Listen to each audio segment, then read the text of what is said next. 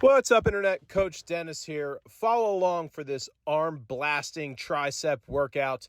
This is day 5 of the Coaching Cotter series, where I coach my buddy Cotter on everything he needs to do to grow his arms, grow his legs, and get shredded by the end of the year. Day 5 today, we are hitting skull crushers. Similar to earlier in the week, we're going to use a rep scheme of building to a heavy 3, followed by a drop set of 20. Now, a couple things I want to talk about today. Number one, when it comes to skull crushers, I really like to add an extra stretch at the bottom, almost like a pullover. I think these have a name. They might be called the JM press or something to that effect. But essentially, I'm almost treating it like a soccer pass, right? So it's like an overhead throw. More so with the heavy skull crushers, but even a little bit here so with the drop set.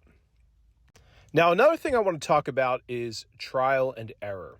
Especially when you're approaching a new exercise, you're not always going to get it right. So today I set out to do a heavy set of 3 and a drop set of 20. I really got both of those wrong. So if you go back, you'll see previously in my attempt for a heavy 3, I failed the 3rd rep, and that's totally fine.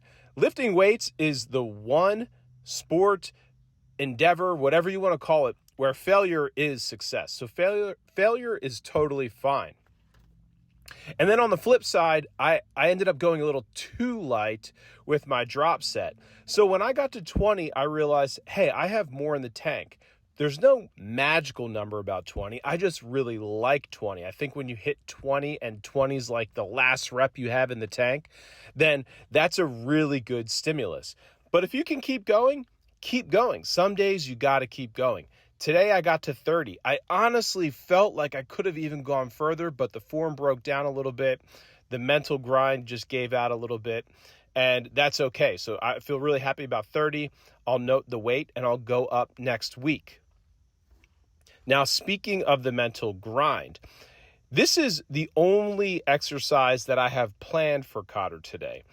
And part of the reason of that is managing fatigue. Yesterday, we did 10 by 10 squats. That is insane. I don't know about Cotter, but I'm struggling to walk today.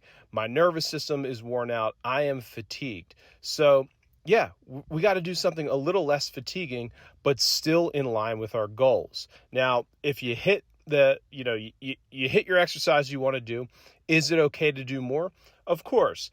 But if your system is fatigued, it's okay to dial it back. I chose some low-key exercises today. We did some farmer carries, we did some V-ups, and I even hopped into a CrossFit workout, which on paper should be high intensity, but it's all about how you approach it. So, I did some jump rope, I did some rowing, and I used that to help with active recovery, to flush blood into the muscles, to flush the metabolic waste out of the muscles, to flush some nutrients in. Sorry, I can't talk. I actually just went to the pool as well to continue flushing blood.